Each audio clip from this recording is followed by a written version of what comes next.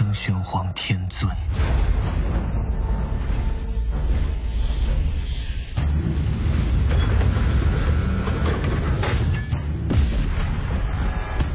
Jumpa lagi dengan Albara. Kita lanjutkan cerita Lord of the Mysteries. Jangan lupa share, like, komen, dan subscribe. Penguasa misteri bab 231, kerugian. Klein bertemu Jurgen Kooper di sebuah kantor di kantor polisi Rice. Pengacara senior muda ini masih berpakaian formal, seolah-olah dia selalu siap menghadiri pesta makan malam mewah. Ia mengenakan pakaian hitam berkancing ganda, kemeja putih berkerah kaku, dasi kupu-kupu besar, dan sepatu bot kulit cerah, yang membuat para polisi bersikap sangat sopan kepadanya. Jurgen memegang topinya yang setengah tinggi dan menatap Klein dengan mata birunya sambil berkata, formalitasnya sudah selesai. Kau boleh pergi jika kau membayar uang jaminan sebesar 10 pound. Terima kasih. Klein tidak berkata apa-apa lagi, tetapi mengikuti Jurgen yang tampan namun tampak kuno itu ke kantor urusan keuangan kantor polisi yang ada di dekatnya, di mana ia mengeluarkan dompetnya dan mengeluarkan 2 lembar uang 5 pound. Dia bersyukur karena dia membawa semua uang tunai miliknya, 95 pound, atau kalau tidak, dia mungkin harus meminjamnya dari tetangga baiknya, Jurgen. Tentu saja, skenario terburuknya adalah jika dia meninggalkan uang itu di rumah. Klein tidak yakin berapa banyak yang akan tersisa setelah polisi menggeledah tempat kejadian perkara. Namun, dia tidak bisa menaruhnya di dunia di atas kabut abu-abu, karena mungkin saja dia perlu menawarkan suap untuk membebaskan dirinya. Saat ini, banyak surat kabar dan majalah mendiskreditkan polisi sebagai pihak yang tidak diawasi, kejam, korup, suka memeras, dan kejam. Klein tidak berani mempercayainya sepenuhnya, tetapi dia juga tidak berani meragukannya. Bagaimanapun, uang Mersault bisa saja berakhir di kantong seseorang di kantor polisi. Setelah membayar jaminan, Klein mengikuti Jurgen keluar dari kantor polisi dan menggigil saat diterpa angin dingin dan lembab. Setelah kasus ditutup, uang jaminan Anda akan dikembalikan kepada Anda. Tentu saja, Anda tidak dapat mengharapkan mereka memberitahu Anda secara sukarela. Ya, dalam seminggu, jika tidak ada yang memberitahu Anda bahwa kehadiran Anda diperlukan kembali di kantor polisi, Anda dapat datang ke sini dan meminta uang jaminan Anda dikembalikan. Secara teori, Anda masih bisa mendapatkan kompensasi yang sesuai, jika ada, dari harta warisan pihak lain. Jurgen berjalan ke kereta kuda yang diparkir di dekatnya. Hujan yang turun sepanjang hari akhirnya berhenti, tetapi bulan merah tetap tersembunyi di balik awan gelap. Satu-satunya cahaya yang terlihat di jalan adalah dari lampu gas. Baiklah, Klein hampir percaya bahwa ia harus berpisah dengan 10 pound itu selamanya. Dia tidak dapat menahan diri untuk menghitung berapa biaya yang dikeluarkannya untuk menerima pekerjaan Ian. Dia telah dibayar 5 pound, tetapi banyak perabot dan peralatan minum teh hancur di rumahnya. Dia harus membeli yang baru atau meminta seseorang untuk memperbaikinya. Dengan bahan-bahan yang digunakan, biaya kereta, dan biaya untuk memperbaiki pakaiannya, perhitungan itu tampaknya menyiratkan bahwa dia akan kehilangan uang. Jika aku tidak berhasil mendapatkan kembali uang jaminan senilai 10 pound, ini akan menjadi kerugian besar. Ya. Karakteristik Beyonder yang ditinggalkan oleh Mersault sebenarnya bernilai cukup banyak uang. Klein masuk ke dalam kereta dan sedikit mengernyit. Dia selalu berpikir bahwa detektif swasta yang menggunakan tempat tinggal mereka sendiri sebagai kantor, paling-paling tidak akan dipercaya melakukan apapun dan tidak akan menderita kerugian apapun, tetapi pada akhirnya Klein menoleh ke arah Jurgen yang sedang duduk tegak, dan berkata dengan tulus, "Terima kasih. Terima kasih sudah datang menyelamatkanku. Berapa yang harus kubayar?" Jurgen mengangguk sangat formal dan berkata, "Yang ini pro bono.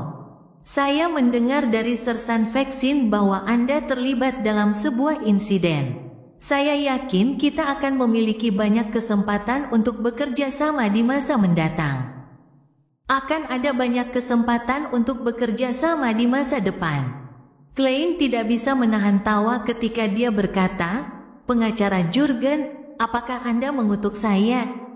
Jurgen menggelengkan kepalanya dengan serius dan berkata, "Tidak, ini bukan seperti yang kau pikirkan. Sangat umum bagi detektif swasta untuk memiliki pengacara tetap yang bekerja dengannya. Tuan, Anda benar-benar tidak punya selera humor, meskipun Anda terlihat agak muda."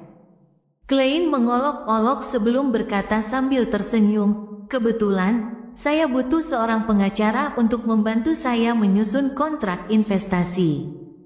"Kontrak investasi?" Jurgen bertanya dengan nada sedikit terkejut. "Saya tahu ini bukan bagian dari pekerjaan detektif swasta, tetapi saya kebetulan menemukan peluang investasi yang bagus," Klein menjelaskan dengan sederhana. "Pengacara Jurgen, berapa biaya kontrak menurut biaya Anda yang biasa?" "Umumnya, tergantung besaran total kontrak dan tingkat kemudahannya," jawab Jurgen serius. "Jumlah totalnya 100 pound, syarat yang dibutuhkan adalah..." Klein menguraikan kebutuhannya secara terperinci, termasuk hak mendahului, hak veto, dan sebagainya. Jurgen berpikir keras selama beberapa menit sebelum berkata, 2 pound. "Aku akan memberikannya kepadamu Senin pagi." "Baiklah," Klein tidak berkata apa-apa lagi tentang masalah itu. Sebaliknya, ia mulai menanyakan informasi tentang kasus itu kepada Jurgen malam itu. Dalam perjalanan kembali ke Jalan Minsk, Klein berinisiatif membayar ongkos kereta sebesar 3 soli. Setelah berpamitan dengan pengacara muda namun serius itu, ia berjalan kembali ke rumahnya. Dia membuka pintu dan ketika dia melihat pemandangan yang berantakan, hatinya bergetar. Ia tidak pernah menyangka akan memulai bisnis detektifnya dengan kerugian. Tepat saat Klein melepas mantelnya dan mulai membersihkan kekacauan itu, bel pintu berbunyi. Dia membuka pintu dengan bingung dan melihat Julianne, pembantu rumah sebelah yang mengenakan rok hitam putih. "Selamat malam, Tuan Moriarty. Tuan dan Nyonya Seymour ingin mengundang Anda untuk membahas sesuatu," kata Julianne dengan nada yang menyiratkan rasa takut. "Ini dia, masalah mengenai kompensasi." Klein tersenyum dan berkata, "Baiklah." Ia berganti pakaian bersih dan mengikuti pembantu di sebelah. Luke Seymour dan istrinya, Stellin Seymour, sedang duduk di sofa di ruang tamu. Luke yang kekar, dengan kumis setipis pensil, berdiri dan mengulurkan tangannya sambil berkata sambil terkekeh, "Selamat malam, Tuan Moriarty. Saya baru saja tahu bahwa Anda seorang detektif swasta. Itu tidak pantas sebagai tetangga." "Tidak, itu salahku. Aku tidak tahu apakah aku cocok untuk karir ini dan mungkin akan mencari pekerjaan lain kapan saja," kata Klein sambil menjabat tangan majikan laki-laki itu. "Aku sangat menyesal atas apa yang terjadi malam ini. Aku akan mengganti rugi. Itu hanya kecelakaan," kata Luke meyakinkan.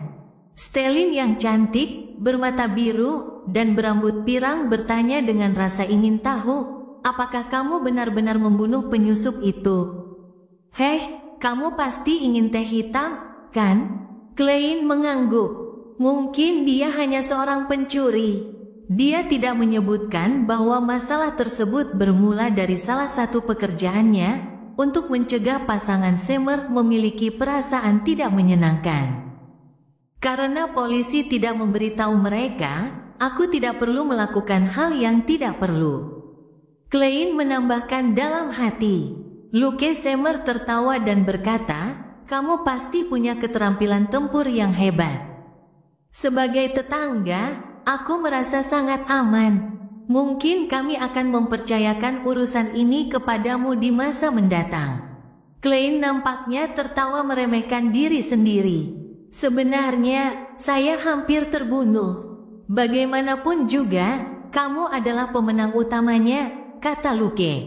Setelah mengobrol tentang topik ini sejenak, Stellin mengambil cangkir teh porselen dan menyeruputnya. Saya sangat penasaran tentang berapa banyak komisi yang diterima detektif swasta dalam seminggu. Dan berapa banyak yang dapat mereka hasilkan? Klein tidak mencoba menyembunyikan apapun saat dia tertawa. Tergantung situasinya, sama seperti saat panen di ladang baik dan buruk. Saya memperoleh 5 pound dan 5 soli minggu lalu. Namun setelah kejadian tadi malam, saya mungkin merugi.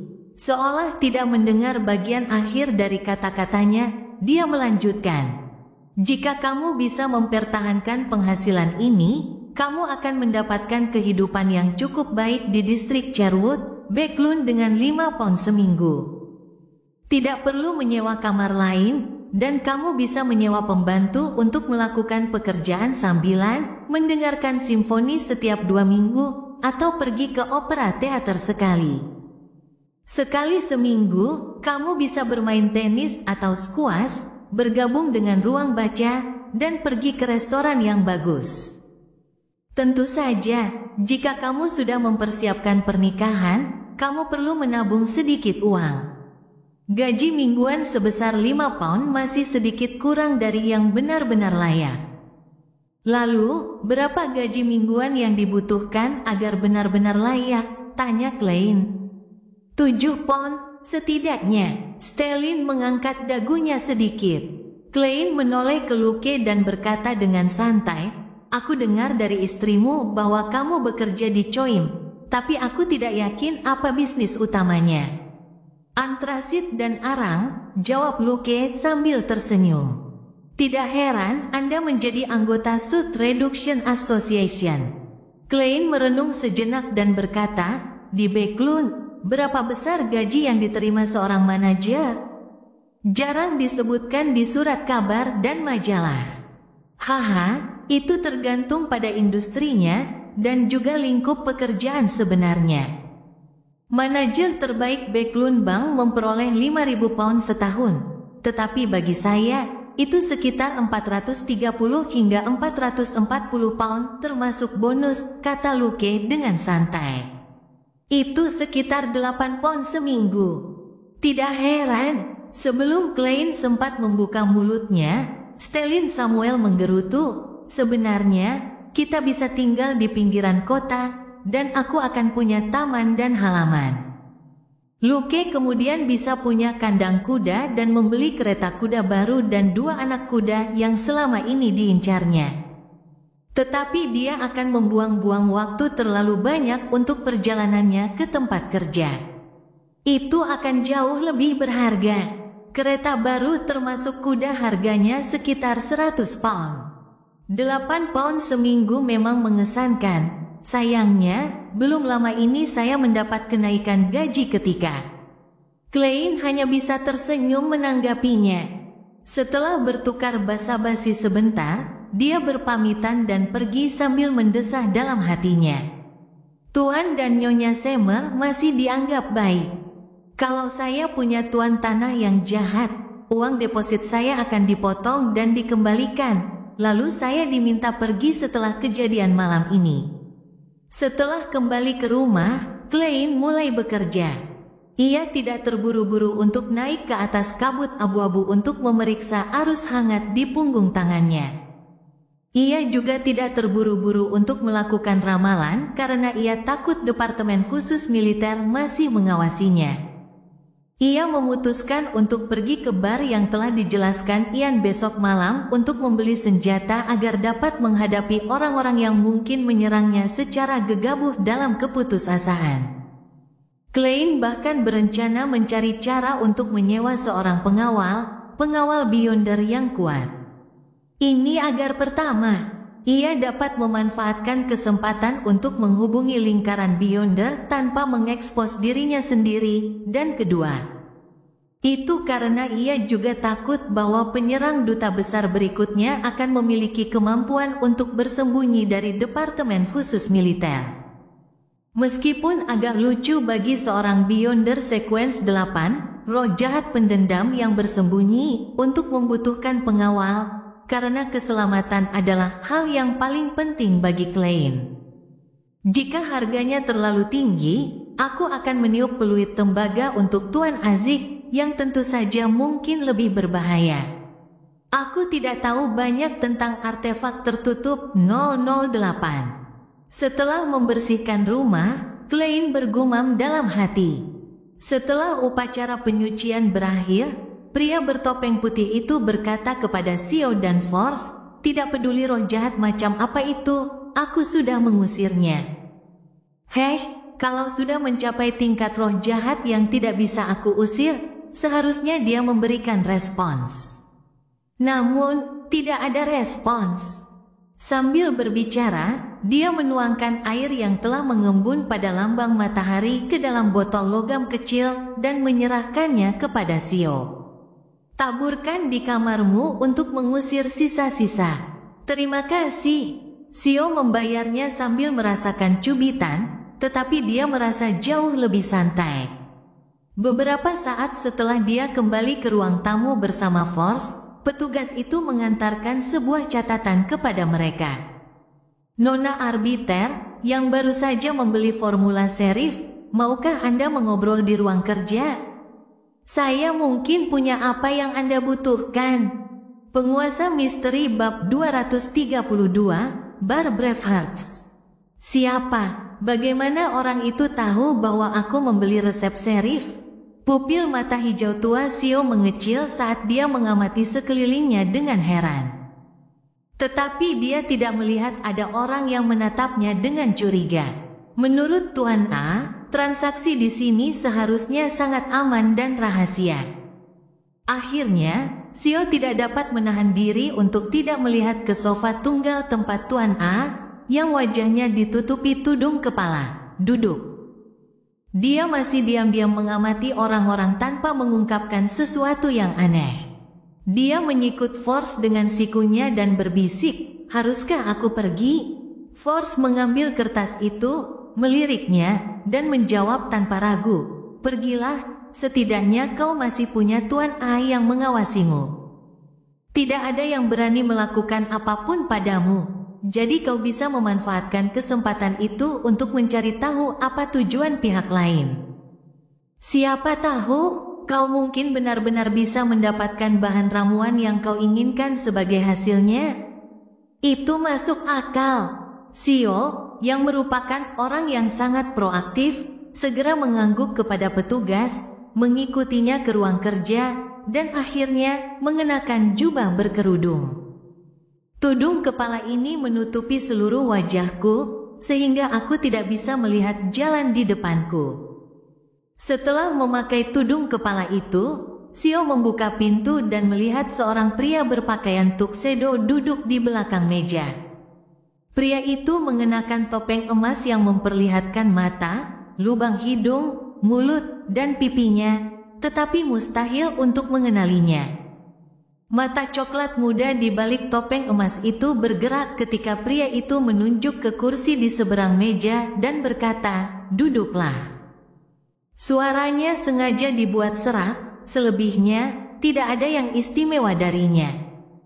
Xiao menutup pintu ruang kerja, membusungkan dadanya dan mengangkat kepalanya, lalu duduk di posisi yang ditentukan tanpa merasa terintimidasi. Ia kemudian bertanya, "Apakah Anda punya bahan utama untuk ramuan serif?" Pria bertopeng itu terkekeh dan berkata, "Ya, aku memiliki mata cacing iblis teror dan telapak tangan kanan beruang perang perak. Sebenarnya, formula ramuan serif yang kamu beli itu dijual atas namaku." Tidak heran, Xiao sering diolok-olok sebagai orang yang tidak punya otak oleh teman-temannya. Tetapi untuk bertahan hidup di lingkaran Beyonders, di geng-geng Isborough, dan di antara orang-orang miskin, dia bukanlah orang yang sepenuhnya gegabah. Dia memiliki intuisi terhadap bahaya yang mirip dengan binatang buas. Dia bertanya dengan suara berat, "Mengapa kamu melakukan ini?" "Untuk memilih pembantu yang cocok." Pria bertopeng itu terkekeh. "Dengan situasi keuanganmu, akan sulit bagimu untuk mengumpulkan uang yang dibutuhkan untuk 2 bahan Beyonder ini dalam waktu singkat. Tentu saja, kamu dapat menjual formula itu di pertemuan Beyonder lainnya, tetapi percayalah, ini akan membawamu pada bahaya yang tidak perlu. Lingkaran kita mungkin tidak tumpang tindih, tetapi aku bukan satu-satunya orang." Sio mengerutkan kening dan berkata, "Karena kamu memiliki organisasi yang sangat besar dan memiliki formula ramuan serif dan arbiter, mengapa kamu membutuhkan bantuanku? Ada beberapa hal yang tidak ingin kami tangani sendiri. Ada banyak alasan, tetapi saya tidak perlu memberitahu Anda. Dan setiap arbiter yang memulai perjalanan sebagai Beyonder sendiri memiliki, kurang lebih, beberapa hubungan dengan kaum bangsawan. Ini adalah sesuatu yang kami butuhkan," pria bertopeng itu menjelaskan dengan sederhana. "Sepertinya dia tidak tahu tentang asal-usulku, dia juga tidak menyadari reputasiku di Isborough." Sio sedikit santai, pria bertopeng itu melanjutkan, "Anggap saja ini sebagai misi tambahan di luar pertemuan Beyonder. Aku akan memberimu beberapa misi dan membayarmu dengan imbalan yang sesuai. Jika menurutmu itu berbahaya, kamu bisa menolaknya. Ini adalah perdagangan yang adil dan bebas. Setelah kamu menabung cukup banyak, kamu bisa membeli bahan-bahannya dariku." Ini, Sio, yang masih berjuang dengan situasi keuangannya, tiba-tiba hatinya tergerak. Dia terus bersikap pendiam selama 9 detik sebelum berkata, "Selama aku punya hak untuk menolak misi, aku bisa mempertimbangkannya." "Tidak masalah," pria bertopeng itu tertawa. "Kita bisa sepakat di mana dan bagaimana kita akan bertemu di masa mendatang. Agar Anda merasa tenang, kami akan menyerahkan hak untuk memutuskan rinciannya kepada Anda." "Baiklah." Meskipun Sio masih bingung dan tidak mengerti mengapa pihak lain menawarkan misi padanya untuk dilakukan, dia tetap setuju. Setidaknya, dia tidak dapat mengidentifikasi bahaya yang nyata saat ini.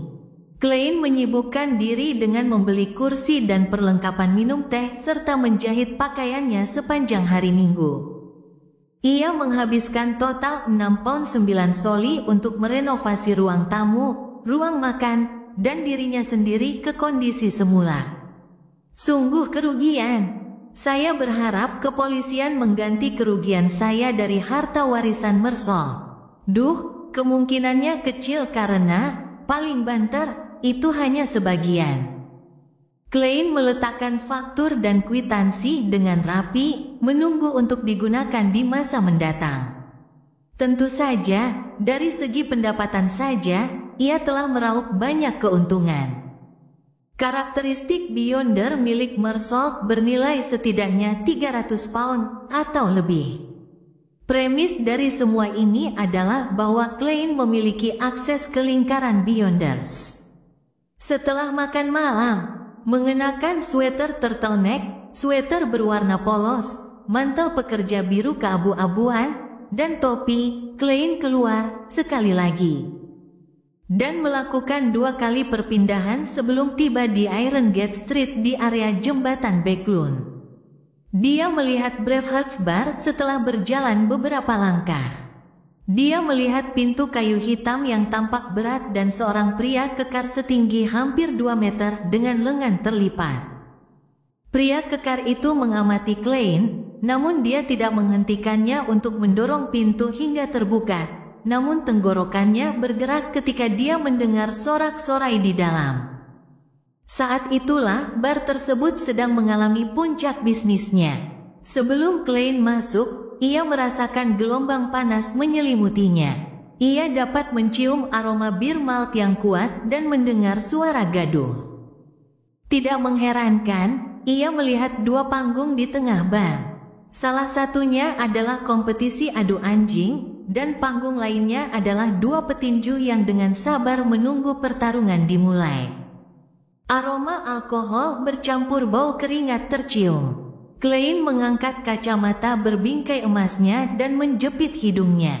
Sambil melindungi barang-barangnya, ia menyelinap ke meja bar. Sebelum bartender itu bisa berkata apapun, dia berkata, "Segelas bir Southfield. Ini adalah bir terbaik yang diproduksi Kerajaan Lon." 5 sen, jawab bartender itu dengan cepat. Klein mengeluarkan segenggam koin dan menghitung 5 sen sebelum menyerahkannya untuk ditukar dengan segelas besar bir emas. Aroma bir itu sangat memikat. Di depannya, banyak bir bahkan tidak bisa disebut alkohol dan hanya bisa dianggap sebagai minuman. Bartender itu terkekeh. Klein mengangkat cangkir dan meneguknya. Rasanya dingin dan menyegarkan, awalnya pahit dan harum, tetapi kemudian rasa malt keluar. Ada sedikit rasa manis di akhir. Setelah meletakkan cangkirnya, dia melihat gelembung-gelembung putih kecil dan mengambil kesempatan itu untuk bertanya, "Di mana Kaspar Kalinin?" Bartender itu berhenti mengelap gelas di tangannya sambil mendongak dan mengamati Klein selama beberapa detik sebelum menunjuk ke samping. "Ruang biliar 3. Dengan semangat tidak menyia-nyiakan apapun, Klein membawa cangkir dan berjalan ke ruang biliar ketiga. Hanya dengan satu ketukan ringan, dia membiarkan pintu berderit terbuka. Kedua pria di dalam berhenti dan melihat ke arah pintu. "Aku mencari Kaspar Kalinin." Di tengah keheningan, Klein buru-buru menambahkan, "Si tua gezer yang memperkenalkanku." Mendengar itu, seorang laki-laki berumur 50 tahun dengan hidung besar dan baju linen berkata dengan suara berat, "Masuklah." Dia memiliki bekas luka besar dan bengkok yang membentang dari sudut mata kanannya hingga ke sisi mulutnya, dan hidungnya adalah hidung khas orang mabuk yang hampir seluruhnya merah. Klein perlahan masuk sambil memegang cangkir di tangannya dan melihat bahwa lawan biliar Kaspar telah meletakkan tongkat biliarnya seperti jarum jam dan meninggalkan ruangan sebelum menutup pintu di. Kaspar Kalinin terlatih-tatih dan bertanya, "Apa yang kamu inginkan?" "Pistol revolver yang kuat dan 50 peluru." Klein menyesap lagi bir Southfield-nya. 3 pound 10 soli.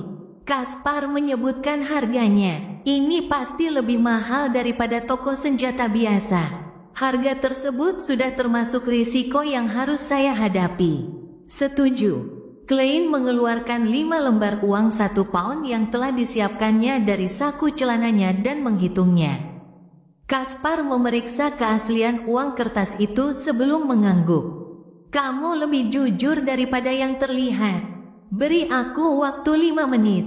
Dia meletakkan uang kertas itu di meja biliar, bersandar pada kruk, dan berjalan terlatih-tatih menuju pintu. Setelah melihat Kaspar pergi, Klein melirik kembali ke arah biliar yang sedang tren saat ini dan menemukannya sangat mirip dengan snooker di bumi. "Itu pasti Anda, Kaisar Roselle." Dia hampir kehilangan ketenangannya dan tertawa sambil menggelengkan kepalanya. Setelah menunggu sebentar, Kaspar mendorong pintu terbuka dan masuk, membawa sebuah paket yang dibungkus kertas coklat dan 2 uang kertas 5 soli. Klein mengambil uang dan barang itu dan membukanya di tempat. Matanya menangkap laras panjang berwarna keperakan dari sebuah revolver. Pegangannya tampaknya terbuat dari kayu kenari.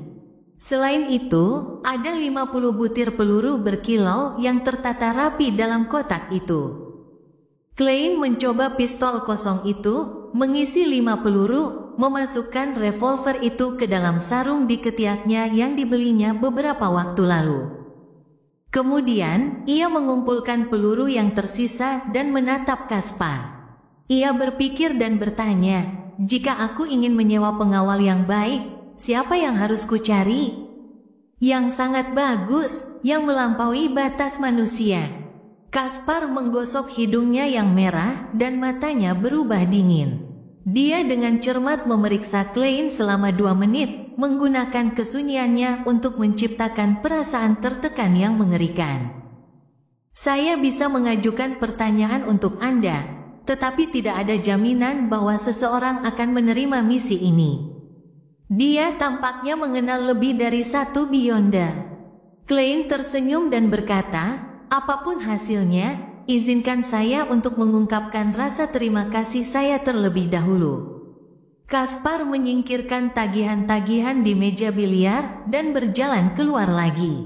Butuh waktu 10 menit penuh sebelum ia kembali ke kamarnya. Dan saat itu, Klein telah menghabiskan segelas besar bir Southfield miliknya karena bosan. Dia ingin bertemu denganmu sebelum mengambil keputusan, kata Kaspar dengan suara berat.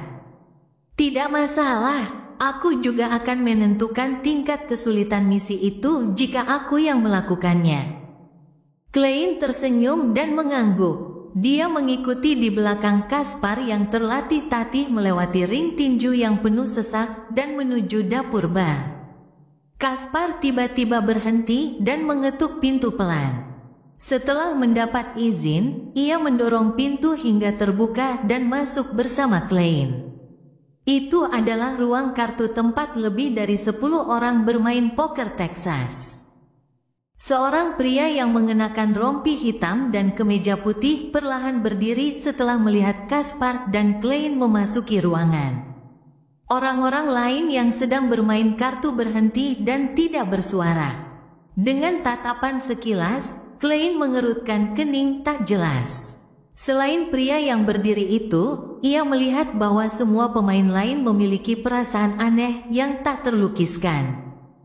Wajah mereka pucat, dan mata mereka seperti mata binatang buas.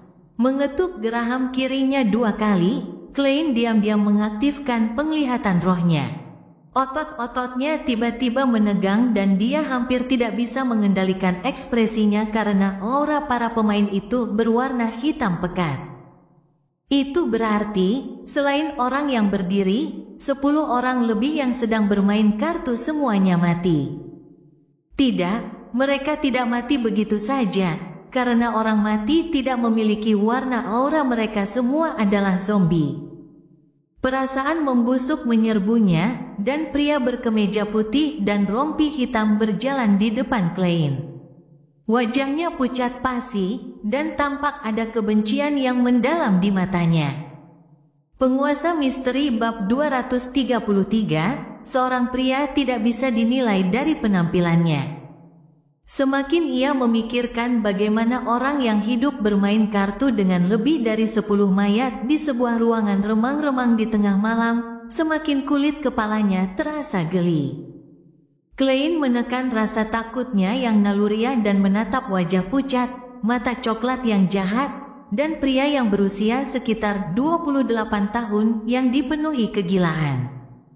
Dia berpura-pura terintimidasi oleh dominasi pria itu dan melangkah mundur. Selama waktu ini, Kaspar meninggalkan ruangan dan menutup pintu. Pria itu bertanya dengan suara berat, "Anda yang mencari pengawal?" "Ya." Klein menelan ludah dengan sengaja. Keanehan laki-laki itu membuatnya merasa takut, tetapi juga memberinya ketenangan pikiran. Semakin kuat pengawalnya, semakin aman pula dia. Pria berwajah pucat dengan rompi hitam itu mengangkat dagunya dan bertanya, "Mengapa kamu mencari pengawal? Berapa banyak yang bersedia kamu bayar untuk ini?" Klein tidak langsung menjawab. Ia berpikir selama hampir 20 detik sebelum berkata, "Akan kuceritakan detail misinya terlebih dahulu. Beri aku harga setelah kau menilai. Jika aku mampu membayarnya, atau jika aku punya barang dengan nilai yang setara, kita bisa sepakat. Jika tidak, aku hanya bisa menyerah dan mencari orang lain." Pria berwajah garang itu tidak berkata apa-apa. Sebaliknya, dia mengangguk sebagai isyarat agar Klein menceritakan kisahnya. Klein sengaja menatap para zombie itu, memperlakukan mereka sebagai pemain kartu biasa. Kemudian, dia menatap pria itu dengan pandangan ingin tahu sambil berkata, "Sebelum aku menjawab, apakah kau ingin mengusir orang-orang ini keluar dari ruangan?" "Tidak perlu begitu," kata lelaki berwajah pucat itu dengan suara berat. Klein ragu sejenak, lalu berkata dengan jujur, "Saya menyinggung orang penting yang mungkin didukung oleh satu negara." Ruangan itu tiba-tiba menjadi sunyi dan sunyi. Lelaki itu, yang memiliki sedikit kegilaan dan kebencian di matanya, membeku di tempat seolah-olah dia telah berubah menjadi patung plester. Setelah hampir 1 menit, dia berkata perlahan, "Misi ini tak ternilai harganya. Keluar." Klein tidak berhasil bereaksi sampai pria itu berbalik dan berjalan kembali ke meja kartu. Baru saat itulah dia menyadari bahwa tidak ada kesepakatan. Kau bermain kartu dengan sekelompok mayat hidup di ruangan itu dan menampilkan dirimu sebagai orang yang memiliki kedudukan tinggi dan kuat. Namun, kau malah takut begitu saja. Kau jelas sedikit gila. Klein tidak tahu apakah harus tertawa atau menangis saat dia menambahkan, orang penting tidak memiliki banyak kebebasan di Backlund. Pria berompi hitam itu mengabaikannya dan duduk lagi. Para zombie mulai membagikan kartu, melihat kartu mereka, dan melempar chip. Klein menghela napas dan keluar dari ruangan hanya untuk melihat Kaspar Kalinin. Dia telah menunggu di luar dengan hidungnya yang mengeluarkan brandy dan luka yang mengerikan. "Kita tidak mencapai kesepakatan." Klein mengangkat tangannya. Kaspar tidak menunjukkan ekspresi terkejut saat dia merenung beberapa detik sebelum berkata, "Apakah dia meminta harga yang terlalu tinggi?" "Tidak, dia merasa misinya terlalu sulit." Klein tidak menyembunyikan alasannya. Kaspar mengerutkan kening. "Marik adalah orang paling menakutkan yang kukenal. Dia bahkan tidak takut peluru. Dan karena dia menganggap misinya sulit, kurasa aku tidak bisa membantumu menghubungi orang-orang kuat lainnya." "Sayang sekali," desah Klein. Kaspar mengepalkan tangan kanannya dan memukul dada kirinya. "Semoga badai menyertaimu. Kalau begitu aku mati saja." Klein berkata sambil tersenyum dan berusaha sebaik mungkin, "Terima kasih. Coba tanya-tanya ke orang lain. Aku akan membayarmu. Ya, aku akan datang lagi besok malam." Setelah mendapat jawaban positif, dia meninggalkan Bravehearts Bar dengan perasaan sedikit melankolis. Dia bahkan tidak tertarik untuk bermain biliar. Apakah aku terlalu jujur? Jika aku menjelaskan misi itu dengan cara yang terdengar lebih sederhana, Marik pasti akan setuju. Aku hanya bertanya-tanya berapa banyak uang yang akan dimintanya. Bukan gayaku membiarkan orang lain menghadapi bahaya untukku melalui tipu daya. Sebagai seorang Beyonder, jika aku terus-menerus menentang pikiran hatiku yang sebenarnya dan prinsip-prinsipku sendiri, maka aku mungkin tidak akan jauh dari kehilangan kendali. Merasakan emosi yang campur aduk, Klein berganti kereta dan kembali ke Jalan Mins.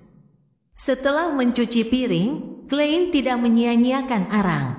Dia langsung pergi ke kamar tidur dan menarik tirai untuk mengisolasi kamar dari dunia luar. Dalam perjalanan pulang, dia berpikir sejenak dengan hati-hati dan menemukan bahwa kemungkinan bahaya bukanlah sesuatu yang tidak dapat diatasi.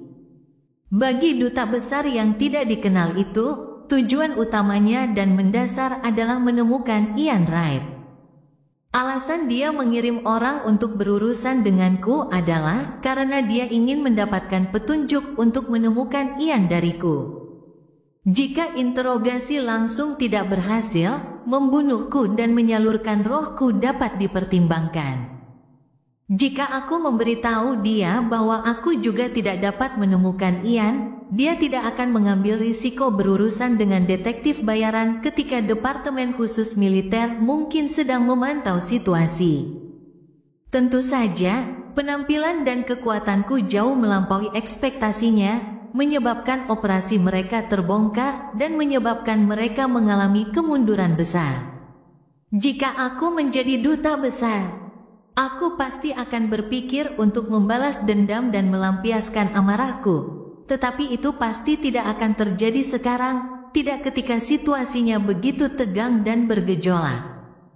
Ya, ini dibangun di atas premis bahwa duta besar memiliki otak, dan dia bukan orang yang tidak berguna yang mencapai posisinya melalui koneksi dan hanya tahu untuk bertindak gegabah.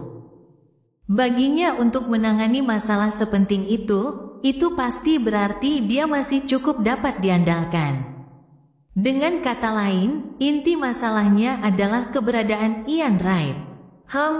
Masih ada beberapa bahaya laten. Apakah duta besar akan mengungkapkan kepada Departemen Khusus Militer bahwa Mersault adalah Beyonder setelah kegagalannya? Itu akan membuat mereka menganggap kekuatanku dipertanyakan dan menggunakan mereka untuk membalas dendam padaku. Ini dapat dilakukan dengan mudah dengan komentar spontan tanpa kesulitan yang terlibat. Aku harus waspada. Klein menganalisis situasinya dan tiba-tiba merasa ingin membunuh duta besar yang tidak dikenal itu. Akan tetapi, hanya memikirkan adanya Beyonder kuat di dekatnya saja sudah membuatnya tertekan. Aku ingin tahu apakah utusan itu dapat menerima delegasiku tanpa izin Tuan Azik. Mungkin tidak. Haruskah aku memperhatikan masalah ini dengan seksama dan mencari kesempatan untuk membungkamnya? Karena dia mengirim seseorang untuk membunuhku. Aku tidak akan merasakan beban psikologis apapun karena membunuhnya. Ya, aku dapat mempertimbangkan untuk menetapkan misi untuk klub tarot. Mari kita lihat apakah Nona Justice dan Tuan Hangman punya solusi. Mungkin sejumlah besar uang dapat menggoda Tuan A atau Beyonder kuat lainnya. Klein tiba-tiba mendapat ide ketika dia memikirkan klub tarot. Dengan pemikiran ini, ia menjadi lebih tenang. Ia menemukan kertas dan pena dan menulis pernyataan ramalan di mana Ian Wright berada. Setelah memastikan tidak ada Beyonder yang bersembunyi di ruangan itu, Klein melihat ke arah tirai yang melindunginya dari mata-mata yang mengintip. Ia mengingat kembali penampilan Ian dan membacakan kalimat ramalan itu dalam hati sebelum bersandar ke kursinya. Ia segera masuk ke dalam mimpi dan melihat sebuah ruangan gelap, kecil, dan kumuh di dunia mimpi. Ada sebuah tempat tidur susun dan tikar yang digunakan untuk tidur oleh 4 orang. Ian meringkuk di atas tempat tidur susun, tidur nyenyak di bawah tas tua. Ketika mimpinya hancur, Klein membuka matanya dan menafsirkan kejadian itu. Tempat tinggal seperti itu hanya ada di Isborough dan area Backlund Bridge, tetapi tempatnya sangat besar. Bahkan jika semua polisi di Backlund dikerahkan, mereka tetap tidak akan dapat menemukannya. Ian sangat berhati-hati, dia tidak meninggalkan apapun padaku. Kalau tidak, aku pasti bisa menemukannya melalui ramalan dengan tongkat pendeteksi air. Setelah beberapa menit mempertimbangkan, Klein mengambil pena dan menambahkan 1 paragraf ke setiap pernyataan ramalan, menjadikannya sebuah alasan. Saya tidak tahu keberadaan Ian Wright. Saya belum melihatnya sejak kami menemukan jasad Sriel. Potongan kertas itu tertinggal di atas meja dengan sebuah pena ditekan pada tepinya. Setelah semuanya selesai, Klein bangkit dan kembali ke tempat tidurnya, sambil mengibaskan koin dengan cepat dan tidak kentara untuk memastikan tidak ada seorang pun yang mengawasinya. Setelah memperoleh jawaban negatif, ia segera mengambil 4 langkah berlawanan arah jarum jam, melantunkan mantra, dan memasuki dunia di atas kabut kelabu. Di dalam istana kuno dan menjulang tinggi itu, Klein tidak mau repot-repot memeriksa situasi di sekelilingnya, dan malah mengulangi ramalan yang baru saja dilakukannya. Melihat jawaban negatifnya tidak berubah, dia berhenti merasa gugup. Sambil mengangkat kepalanya ke samping, dia menyadari bahwa posisi inti bintang merah yang baru ditambahkan telah diwarnai dengan warna emas seperti matahari. Apakah ini sumber kehangatan yang kurasakan? Klein menyebarkan spiritualitasnya dan dengan hati-hati menyentuhnya sebagai tanggapan atas doa tersebut. Suatu pemandangan yang kabur dengan cepat muncul di depan matanya. Wanita mungil yang coba ia tarik ke atas kabut abu-abu itu berdiri di depan altar bersama seorang wanita berambut coklat agak keriting. Seorang pria mengenakan topeng putih melantunkan nama kehormatan matahari abadi yang berkobar-kobar, menciptakan cahaya yang hangat dan murni. Apakah dia mencoba menyuruh seseorang melakukan pengusiran setan? Klein hampir tertawa. Pada saat itu, dia akhirnya mengerti alasan di balik situasi sebelumnya. Bukan karena seseorang telah menembus kabut abu-abu dan menguncinya. Itu mirip dengan Justice dan kawan-kawan yang melafalkan nama kehormatannya sebelum berdoa. Dan setelah kabut abu-abu menerima pesan, kabut itu secara otomatis memberinya umpan balik. Namun, karena itu bukan doa, suara-suara ilusi yang tumpang tindih itu akhirnya menjadi arus hangat. Pemberitahuan, ini adalah pemberitahuan, dan bukan sesuatu yang dapat menyebabkan kerugian atau pengaruh. Klein membuat penilaian yang pasti. Pada saat yang sama, dia yakin akan satu hal. Cara ruang misterius di atas kabut abu-abu terhubung dengan Justice dan yang lainnya bukanlah sesuatu yang benar-benar abnormal atau berada di atas aturan dunia ini. Ruang itu masih mengalami batasan tertentu yang dapat menyebabkan efek dengan derajat yang berbeda-beda dengan menggunakan metode tertentu. Klein terus mengamati pemandangan di hadapannya dan mendengarkan suara yang berbicara. Ia terkejut karena ternyata itu berlangsung lebih lama dari sebelumnya. Sebelum ini, dia tidak akan bisa mengambil inisiatif untuk memata-matai target bintang merah yang sesuai, kecuali pihak lain telah berdoa untuk itu. Dan baru pada saat itulah dia akan bisa menerima pemandangan yang sesuai. Dalam situasi lain, saat ia memberikan tanggapan, ia akan dapat melihat pemandangan dan mendengar suara-suara yang tersinkronisasi pada saat yang sama. Namun, setelah tanggapan berakhir, ia tidak akan dapat lagi memperoleh informasi tambahan. Sekarang, rasanya seperti menonton video panjang yang rekamannya dipenuhi dengan rekaman TV realitas yang dimosaik. Dia melihat wanita mungil itu berbicara dengan seorang pria bertopeng emas di ruang kerja, mendengar teman-temannya memanggilnya Sio, dan menyadari bahwa dia sedang mencari ramuan Beyonder yang sesuai dengan ramuan Serif. Baru setelah kedua wanita itu kembali ke rumah, Klein merasa menyesal karena tidak menyebutkan alamat mereka. Dengan demikian, rekaman itu pun berakhir. Sambil memperhatikan warna emas yang perlahan menghilang, dia menganggukkan kepalanya sambil berpikir. Dia samar-samar mengerti mengapa anomali seperti itu muncul. Dengan kata lain, kekuatan pemurnian membantu saya menjaga lorong yang sesuai. 30 pound Sio sepadan dengan itu. Saya bertanya-tanya kapan saya bisa menjaganya sendiri. Klein menggelengkan kepalanya dan tersenyum. Dia mengeluarkan pena dan kertas untuk terus mencari tahu keberadaan Ian Wright. Penguasa Misteri Bab 234, Malam Bulan Purnama. Itu adalah ramalan mimpi yang sama, tetapi kali ini Klein melihat lebih banyak. Adegan pertama masih berupa ruangan kecil, gelap, dan kumuh dengan Ian Wright tertidur lelap di tempat tidur susun. Adegan kedua adalah selokan yang sama tempat mereka berdua pergi. Ian berjongkok di depan tubuh Zriel yang dimutilasi, mengulurkan tangannya untuk menggosok dua baris gigi putih, dan mencabut salah satunya. Adegan ketiga adalah jalanan yang ramai dan berisik. Semua pejalan kaki mengenakan pakaian biasa, beberapa di antaranya dapat digambarkan sebagai pakaian tua dan compang camping. Di tengah jalan, ada taman dan halaman rumput, dikelilingi cerobong asap rendah yang mengepulkan asap. Ian, dengan mantel lama dan topi bundarnya, dengan waspada memperhatikan saat memasuki kantor telegraf tidak jauh dari tengah jalan. Di seberangnya terdapat pintu masuk mal menuju Metro Uap. Gambar itu dengan cepat berubah menjadi transparan. Klein membuka matanya, mengetukkan jari telunjuknya di tepi meja perunggu panjang dan membuat penilaian awal.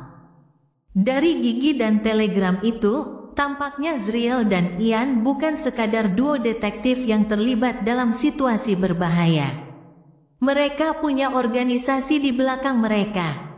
Aku harus bisa menentukan di mana adegan ketiga.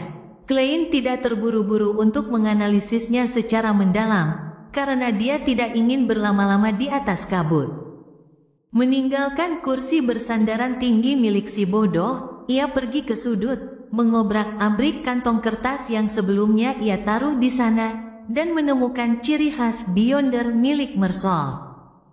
Sambil memegang benda berwarna merah tua seperti jeli itu, Klein duduk lagi dan menuliskan pernyataan ramalan baru, nama ramuan yang sesuai. Saat dia melafalkan pernyataan itu dalam hati, dia memegang karakteristik Beyonder dengan satu tangan dan selembar kertas berisi pernyataan ramalan di tangan lainnya. Dengan bantuan cogitation, dia tertidur lelap.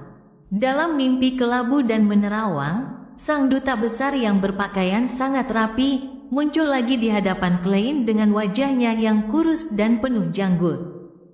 Sambil memegang sebotol cairan merah tua, dia berkata kepada Mersol, "Minumlah, minum ramuan Hunter ini, dan kau akan menguasai geng Zemenger." Tentu saja, uang juga sangat penting, seperti yang pernah dikatakan Kaisar Roselle, tongkat di satu tangan dan wortel di tangan lainnya. Hunter, Backlund adalah kota metropolitan yang besar. Mersol mengerutkan kening dan bertanya dengan rasa ingin tahu. Bagi seseorang yang buta huruf seperti dia, pemburu dikaitkan dengan alam liar dan binatang. Duta besar setengah baya itu terkekeh dan berkata, "Kota terbesar adalah hutan gelap terbesar. Di sini, setiap orang punya dua identitas. Satu, mangsa, dan satu lagi, pemburu. Bahkan pemburu yang paling lemah sekalipun adalah seorang pemburu. Mereka mungkin saja dapat melukai mangsa yang lebih kuat. Ayo, bergabunglah dalam perburuan hebat ini." Pemandangan itu hancur dan berubah menjadi titik-titik cahaya yang tak terhitung jumlahnya. Klein menatap karakteristik Beyonder berwarna merah tua di tangannya dan berkata dalam hati, "Jadi itu ramuan Hunter." Tidak heran Mersol begitu pandai bertarung. Dia bahkan menggunakan sumpitan untuk menembakkan anak panah beracun. Tidak heran bagaimana dia bisa melacakku sampai di sini. Namun, dia tampaknya tidak sepenuhnya memahami esensi menjadi seorang Hunter. Dia tidak memasang perangkap sebelumnya atau menggunakan senjata apapun. Dia tidak menggunakan kelebihannya. Ini sebagian karena dia tidak tahu bahwa aku juga seorang Beyonder, yang kebetulan adalah Sequence 8. Dia meremehkanku, jelas juga bahwa dia baru saja mengonsumsi ramuan itu. Jalur Hunter dijalankan oleh mantan keluarga kerajaan Intis, keluarga Sauron, dan penguasa kekaisaran Feysak, keluarga Einhorn, serta organisasi rahasia, Ordo Salib Besi dan Darah, yang muncul dalam 2 hingga 3 abad terakhir. Dengan mempertimbangkan pakaiannya, identitas duta besar itu pada dasarnya dapat dipastikan. Seorang diplomat tingkat tinggi dari Republik Intis, seorang duta besar dari kerajaan Lon. Aku penasaran benda penting apa yang sedang dia coba dapatkan itu. Saat pikirannya bergejolak, Klein membungkus dirinya dalam spiritualitasnya dan memulai penurunan yang cepat. Begitu dia kembali ke kamarnya, dia segera memeriksa sekelilingnya dengan waspada, tetapi dia tidak menyadari adanya perubahan yang tidak biasa. Fiuh, Klein menghela napas pelan. Ia merasa sedikit lebih yakin bahwa ia akan dapat mengumpulkan anggota klub tarot tepat waktu besok sore. Dia mengobrak-abrik peta Beklun yang dibelinya di lokomotif uap, mencari kantor telegraf yang berada di sepanjang jalur kereta bawah tanah yang tidak jauh dari tengah jalan. Hanya ada beberapa jalur kereta bawah tanah di Beklun, jadi Klein segera mengidentifikasi 3 target, 1 di Westborough, 1 di St. George Borough, dan 1 di persimpangan Eastborough dan jembatan Beklun. Dia mengingat bagaimana sebagian besar pejalan kaki dalam mimpinya berpakaian untuk menentukan status sosial ekonomi mereka dan sampai pada jawaban akhir. Titik ketiga, tempat di mana Eastborough berpotongan dengan jembatan Beklun. Terkadang, menafsirkan sebuah wahyu membutuhkan banyak sekali pengetahuan praktis dan kemampuan untuk menyimpulkan. Klein mengejek dirinya sendiri, berjalan ke meja, dan menambahkan kalimat lain setelah pernyataan sebelumnya, menambahkan lebih banyak lagi isi yang tertulis di selembar kertas. Saya tidak tahu di mana Ian berada. Saya belum melihatnya sejak kami menemukan mayat Zriel. Namun, saya mengetahui melalui saluran saya sendiri bahwa Ian Wright telah muncul di kantor telegraf di Bacardi Street. Setelah selesai menulis, Klein tidak melipat kertas itu dan menyimpannya. Ia juga tidak membakarnya dengan spiritualitasnya. Sebaliknya, ia membiarkannya tetap terbuka di atas meja, memperlihatkan isinya dengan bebas. Setelah melihatnya dengan saksama, Klein kembali ke tempat tidur dan menanggalkan pakaiannya untuk tidur. Di balik tirai yang tertutup rapat, bulan merah mengintip dari balik lapisan awan, bersinar terang dan sempurna. Di sebuah rumah di Hillston Force, yang tidak tidur dengan Sio, tiba-tiba duduk dan meletakkan tangannya di kepalanya. Wajahnya yang relatif cantik tampak sangat bengkok, seolah-olah dia adalah seorang iblis. Force menempel di telinganya dan terus-menerus berguling-guling di tempat tidur, seolah-olah dia menahan gumaman ilusi itu. Keringat menetes di dahinya, dan urat-urat menonjol di punggung tangannya. Tubuhnya tiba-tiba menegang atau berguling. Matanya yang semula menggoda dan lesu kini dipenuhi rasa sakit. Di kedalaman pupil itu, lapisan cahaya dan bayangan yang tak terhitung jumlahnya tampak muncul. Tidak, Force akhirnya tidak dapat menahannya lagi saat dia mengeluarkan teriakan rendah yang tragis. Tangannya berhenti menutupi telinganya dan mulai menjambak rambutnya, seolah-olah dia akan melawan rasa sakit dengan rasa sakit. Setelah beberapa menit menggeliat, dia akhirnya berhenti. Dia melepaskan genggaman tangannya, memandangi segenggam rambut coklat yang sedikit keriting, dan tertawa lemah pada dirinya sendiri. Saya berbohong kepada Sio, mengatakan kepadanya bahwa gumaman setiap bulan purnama tidak memiliki banyak efek negatif pada saya. Setidaknya kehilangan rambut adalah masalah serius. Dengan susah payah, Force duduk dan menatap tirai yang menutupi setengah jendela. Melalui tirai itu, dia bisa melihat bulan merah yang indah di luar. Semakin memburuk dari waktu ke waktu. Apakah aku akan kehilangan kendali lain kali karena ini? Force tidak dapat lagi menahan kelemahan yang telah ia pendam dalam-dalam di hatinya. Dia telah berusaha memisahkan dirinya dari gelang yang memungkinkan orang berteleportasi melalui dunia spiritual, tetapi hal itu tidak lagi mengakibatkan hilangnya bisikan-bisikan saat bulan purnama.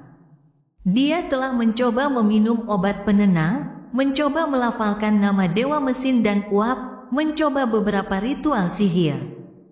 Tetapi itu tidak mengubah kenyataan bahwa dia secara perlahan terjerumus ke dalam jurang.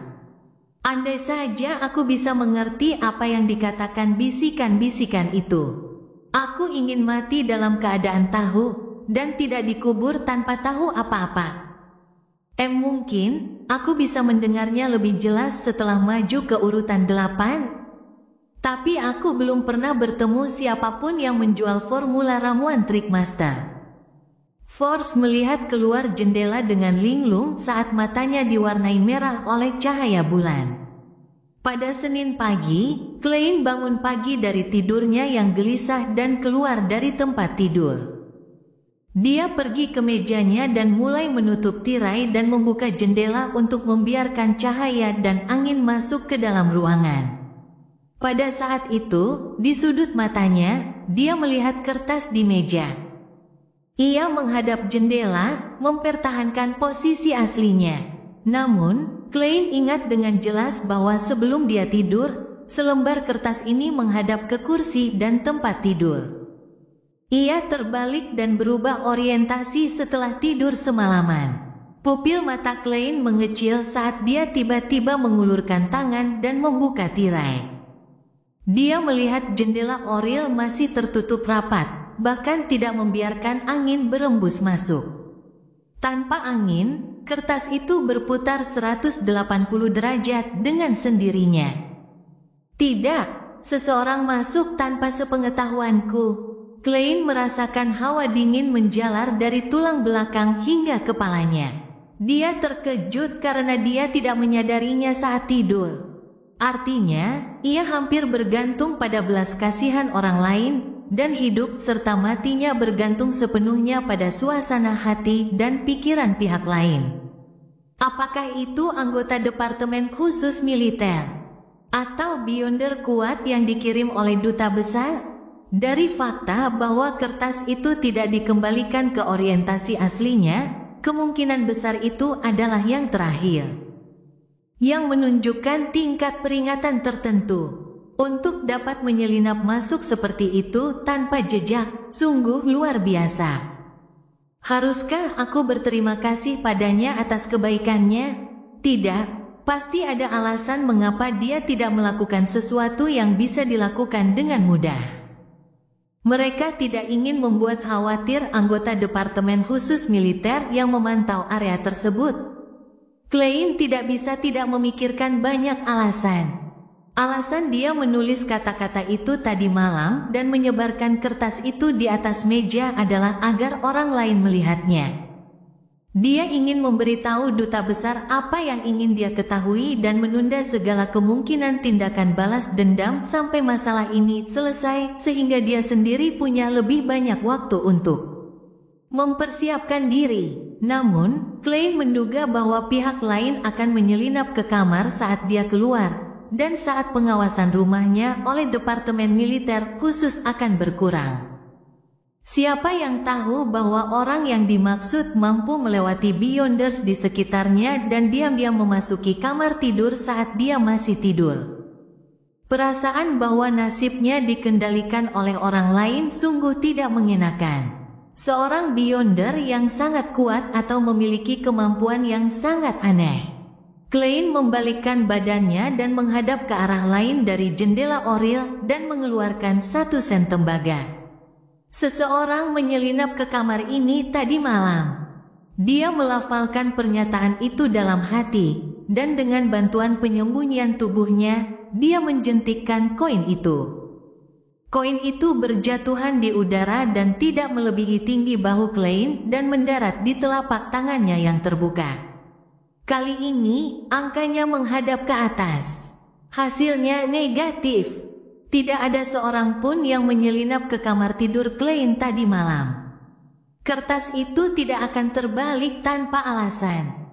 Mungkinkah itu karena berjalan sambil tidur? Tidak, aku bahkan bisa tetap terjaga setelah kapten menyerbu mimpiku. Klein tiba-tiba mengerutkan kening dan memikirkan 2 kemungkinan. Pertama, ramalan itu terganggu dan menghasilkan hasil yang menyesatkan. 2. Yang menyelinap masuk itu bukan manusia. Penguasa misteri bab 235, Senin yang sibuk. Klein tidak terburu-buru untuk mengonfirmasi asumsi umumnya. Ia berpura-pura tidak terjadi apa-apa dan membalik halaman sehingga menghadap ke arahnya. Informasi yang ditulisnya tentang Ian Wright sepenuhnya benar. Ia tetap akan mendapatkan jawaban positif meskipun ia menggunakan teknik ramalan untuk mengonfirmasinya.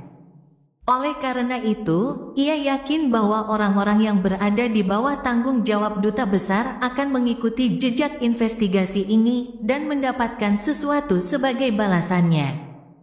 Tidak mungkin mereka memiliki motivasi untuk membalas dendam padanya untuk saat ini. Demikian pula, ia akan terus membentangkan kertas itu di mejanya untuk Departemen Khusus Militer yang mengawasinya. Itu akan mengalihkan perhatian mereka darinya saat mereka mengalihkan fokus ke Ian Wright. Maka akan terjadi perlombaan melawan waktu untuk menemukannya di hadapan duta besar. Dengan cara ini, Klein akan lebih aman. Rasanya seperti berjalan di atas tali. Apakah ini tipuan khusus badut? Dia menggelengkan kepalanya karena geli. Dia membuka jendela oril, berharap bisa menghirup udara pagi yang segar. Tetapi di luar sana ada kabut asap tebal yang menyesakkan yang membuatnya menutup jendela dengan pelan. Sambil menekan kertas berisi informasi Ian dengan botol tinta, Klein pergi ke kamar mandi terdekat dan segera membersihkan diri. Ia kemudian mengambil jas hitam berkancing 2 dan topi setengah tinggi yang tergantung di rak dan berjalan menuju lantai pertama. Dia ada janji dengan pengacara Jurgen untuk sarapan hari ini. Sambil menarik tongkatnya yang berhias perak hitam dari tempat payung di serambi, Klein berjalan di sepanjang tepi jalan dalam kabut tebal yang hanya menyisakan jarak pandang tidak lebih dari 10 meter hingga ia mencapai jalan Minsk nomor 58. Ia membunyikan bel pintu rumah yang gelap itu. Saat suara berdenting itu bergema, seekor kucing hitam bermata hijau dengan ekor terangkat tiba-tiba muncul dalam pikirannya. Brody si kucing hitam berjalan langsung ke pintu. Setelah bersiap selama 2 detik, ia melompat dan meraih gagang pintu. Lalu, benda itu terjatuh dan memutar gagang pintu karena beratnya, lalu pintu pun terbuka. Dengan bunyi berderit, angin pagi bertiup masuk dan pintu pun terbuka perlahan.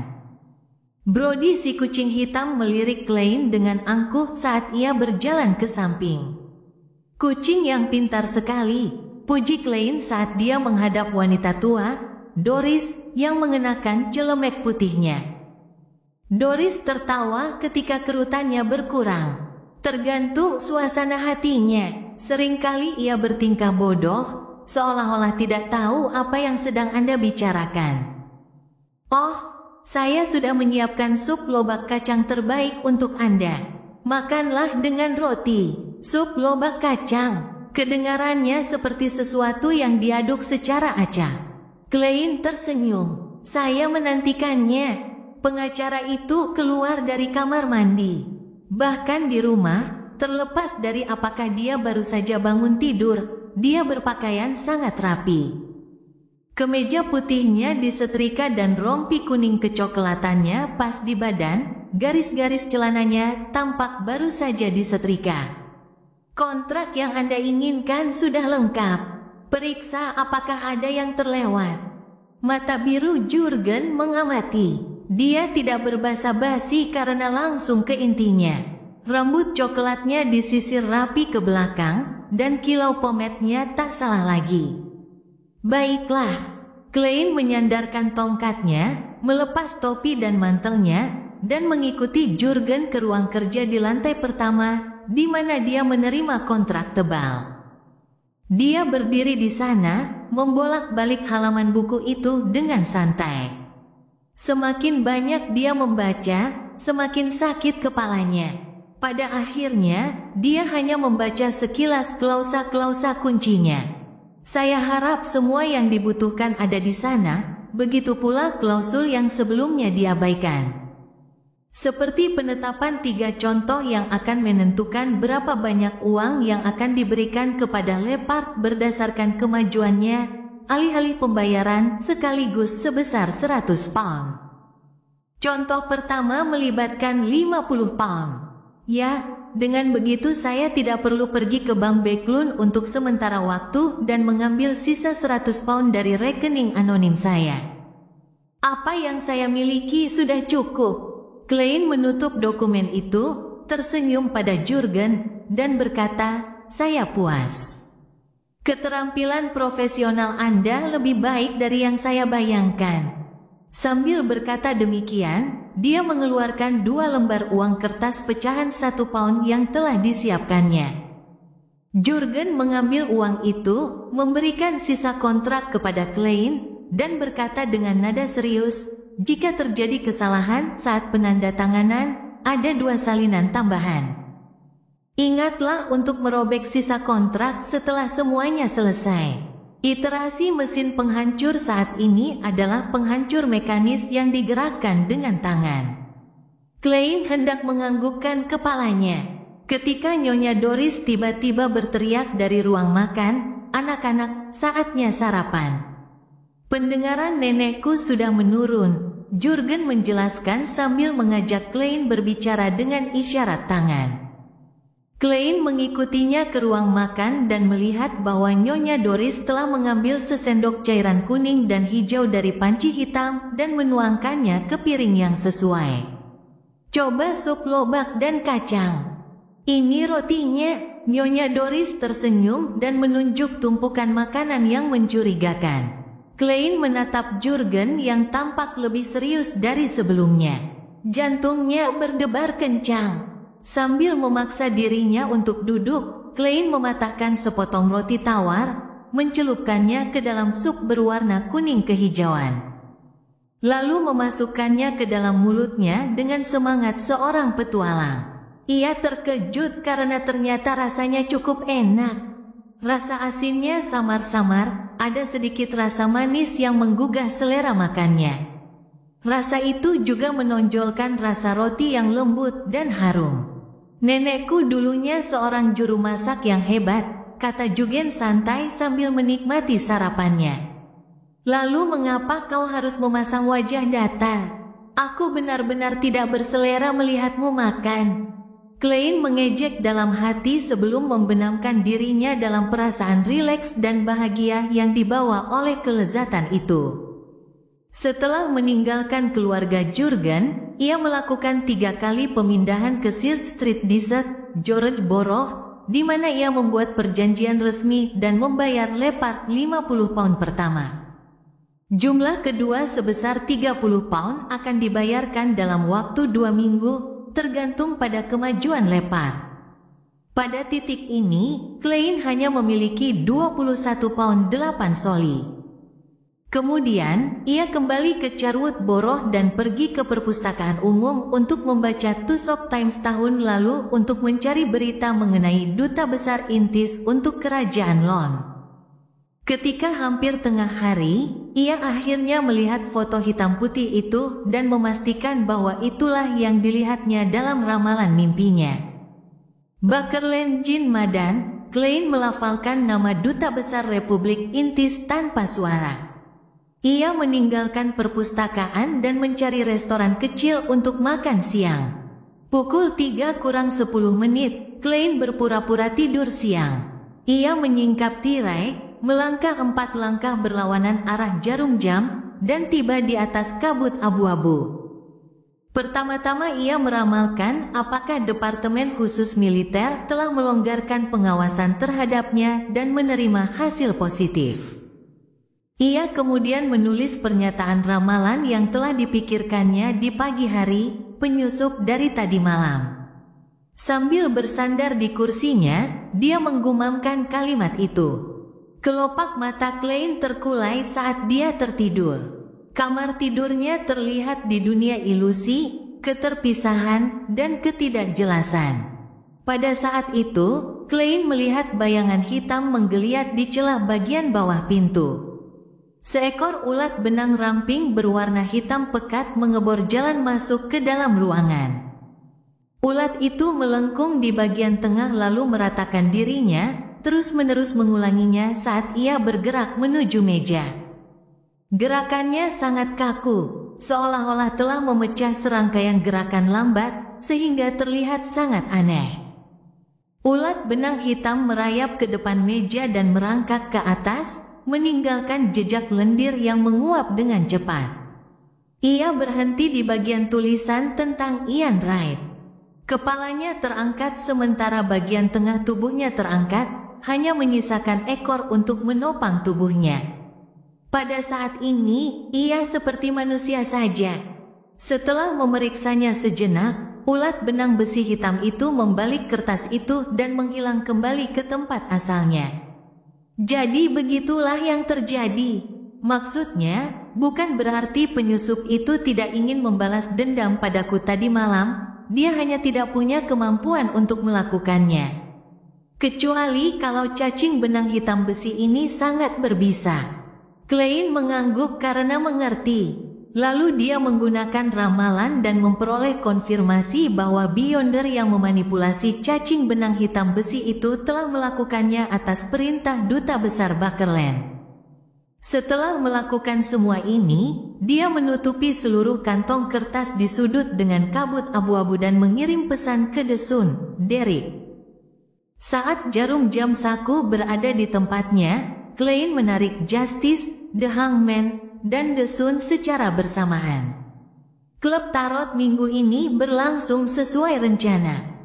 Kabut abu-abu yang familiar dan siluet manusia yang samar-samar muncul.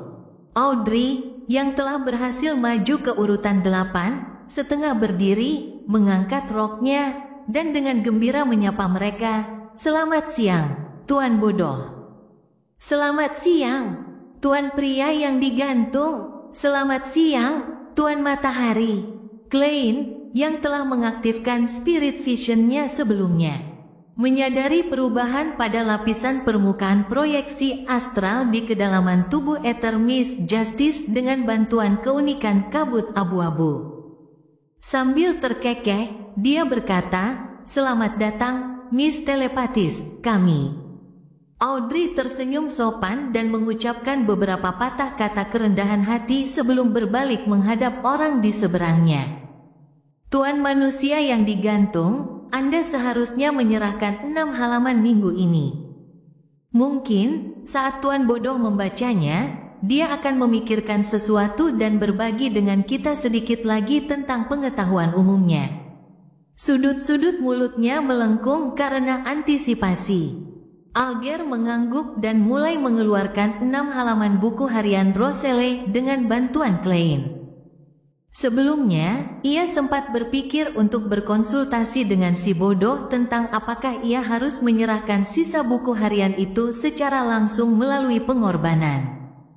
Namun, melihat si bodoh tampaknya tidak terlalu tertarik atau berinisiatif untuk menyebutkannya, ia pun mengurungkan niatnya tersebut. Dan ini sejalan dengan pemahamannya tentang si bodoh. Buku harian Roselle memiliki pengaruh tertentu pada manusia yang seperti dewa, Tuan Bodoh, tetapi tidak terlalu hebat. Dia akan mengumpulkannya, tetapi dia jelas tidak terburu-buru. 6 halaman buku harian itu diselesaikan dengan sangat cepat. Saat Alger hendak memberikannya kepada si bodoh yang duduk di ujung meja perunggu panjang, dia tiba-tiba teringat sesuatu. Dia buru-buru berkata dengan hormat, "Tuan Bodoh, saya telah memperoleh sepotong informasi yang terkait dengan Ordo Rahasia. Tidak ada halangan informasi di lautan, hanya saja tidak cukup tepat waktu. Para perompak juga menghargai intelijen dan sering mengirim orang ke pulau kolonial untuk bertukar informasi yang telah mereka kumpulkan. Melalui saluran inilah Alger mengetahui sesuatu tentang Ordo Rahasia." "Bagus sekali." Klein menganggukkan kepalanya sedikit, memberi izin kepada The Hangman untuk menceritakan apa yang diketahuinya. Dia tidak menghentikan kehadiran Miss Justice dan Desun agar tidak membiarkannya berbicara. Ini akan membantu yang pertama mengumpulkan lebih banyak informasi tentang Ordo Rahasia, sementara yang terakhir tidak mengerti apapun. Pada saat yang sama, dia membiarkan buku harian 6 halaman itu muncul di tangannya. Pria yang digantung itu berkata tanpa tergesa-gesa, Ordo Rahasia memiliki hubungan dengan Republik Intis. Republik Intis, ya. Kaisar Republik berasal dari Intis, dan Zaratul telah mencarinya di Tria, ibu kota Intis. Ordo Rahasia juga terlibat dalam insiden terkenal di Intis. Ya, tidak terlalu mengejutkan bahwa Ordo Rahasia masih memiliki hubungan dengan Republik Intis hingga saat ini. Setelah memvalidasi informasi baru ini dengan apa yang diketahuinya, Klein mengonfirmasi bahwa informasi yang diberikan oleh pria yang digantung itu benar. Tepat pada waktunya, aku akan berurusan dengan Duta Besar Republik Intis. Klein tidak terburu-buru membaca buku harian Roselle. Dia menatap ketiga anggota itu. Cerita bersambung. Jangan lupa share, like, komen, dan subscribe, agar tidak ketinggalan cerita selanjutnya.